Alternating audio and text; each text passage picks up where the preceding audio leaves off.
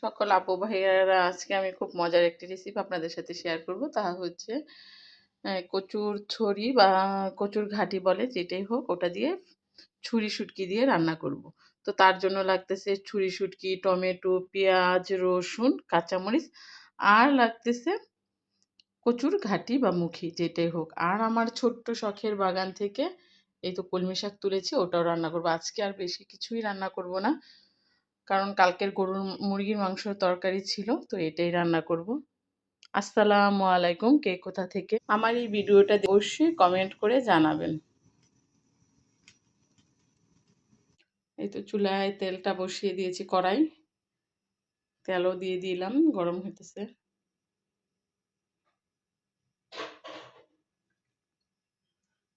বিসমিল্লাহ।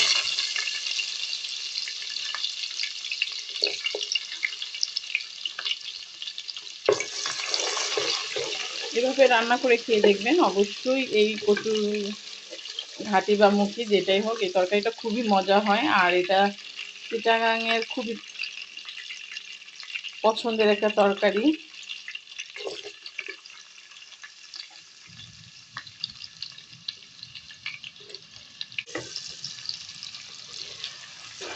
আমরা এখানে এক ফ্যামিলি, চিটাগাংয়ের ফ্যামিলি ভাবিদের বাড়িতে গিয়েছিলাম, তো তাদের বাসায় খেয়েছিলাম এই তরকারিটা। কিছু টমেটো দিয়ে দিলাম। যারা টমেটো খান তারা তো দিতে পারেন, আর না খেলেও সমস্যা নেই, এমনি তো রান্না করা যায়। পেঁয়াজ, টমেটো, রসুন হালকা ফ্রাই হয়ে গেছে। এখন আমি হলুদ দিতেছি, 1 চামচ হলুদ দিব, 1 চামচ ধনিয়া পাউডার, 1 চামচ শুকনা মরিচের পাউডার। যেহেতু কচুর তরকারি, কচুর ছড়াটা এমনিতে সাদা, আর এই লাল দিলে, মরিচের পাউডারটা বেশি দিলে কালারটাও খারাপ দেখা যাবে। কাঁচামরিচের ঝালটা খেতে পারেন, শুটকি তরকারি যেহেতু কাঁচামরিচের ঝালটা খেলে ভালো লাগবে, আর ঝাল না হলে ভালো লাগে না শুটকি যেহেতু। আর যারা কম ঝাল খান তাহলে তো সমস্যাই নেই। আমরা একটু ঝালটা শুটকি, কিছু কিছু খাবারে যেমন মাংস, শুটকি, ওই খাবারগুলো ঝালই খাই। আমি এই তো একটু পানি দিয়ে দিলাম, মশলাটা কষাবো। একটু মশলাটা কষিয়ে গেছে, এখন আমি কিছু শুটকি দিয়ে দিব,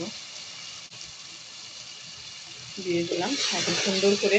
আর আমি কিন্তু চুলার আঁচটা যখন মরিচের হলুদের পাউডার দিয়েছি, আমি চুলার আঁচটা কমিয়ে নিয়েছি। আপনারা যদি চুলার আঁচটা বাড়িয়ে দেন তাহলে কিন্তু মশলাটা পুড়ে যাবে। আমি আমার হিসেব মতো আর কি এই করতেছি, যে আপনারটা রান্না করলো না মরিচ, আমাদেরটা পুড়ে গেছে, আমি চুলার আঁচ কমায়া, যেমন পানি দেওয়ার পরে একটু চুলাটা বাড়াই দিচ্ছি। তো এখন কচুটা ভালো মতো কষাবো। আমি কিন্তু ছুরি শুটকিটা একটু গ্যাসের চুলাতে পুড়ে নিচ্ছি, চিকন খুচুন ছিল ওটা দিয়ে। আপনারা চাইলে ওরকমও করতে পারেন, না করলেও সমস্যা নেই, ওটা যার যার খুশি। আমার শুটকি পুরা গ্রামটা খুবই ভালো লাগে। অনেকে ডাইরেক্ট কষায়া বসায় দেয়, আমি ওরকম ভালো লাগে না।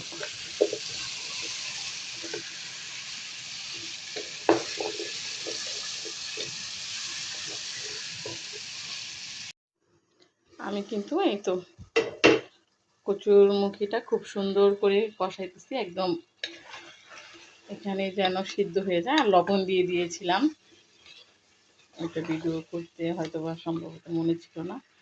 আর এখন দেব ঝালের জন্য কাঁচামরিচ, আর একটু হালকা ফ্লেভারটা আসবে, কারণ আমি অল্প কিছু পানি দিয়ে বলক আসলেই ধনেপাতা দিয়ে যে নামিয়ে ফেলবো। তো আমার দুইটার একটাও যেন খারাপ না হয়, যেমন কাঁচামরিচের ফ্লেভারটাও ঠিক থাকে, আর ঝালটাও খুব কষালে কিন্তু মশলাটা যত ঝালটা।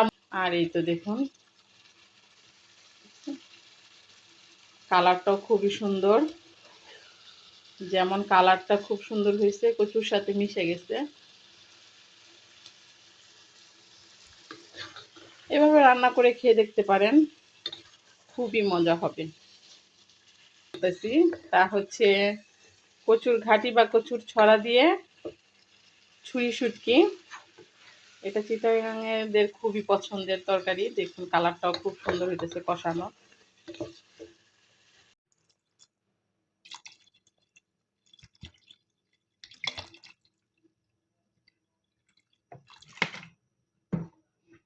এই তো পানি দিয়ে দিলাম। আমরা বেশি পানি দেব না, চিটাগাঙে যারা খায় তারাও অনেক পানি দেয়, কিন্তু আমরা তো আমাদের দুইজন যেহেতু খাবো বেশি পরিমাণ মতো না, আমি আমাদের হিসাব মতোই রান্না করলাম।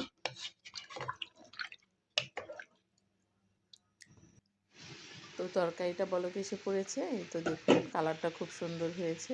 ধনেপাতা দিয়ে এখন নামিয়ে ফেলবো।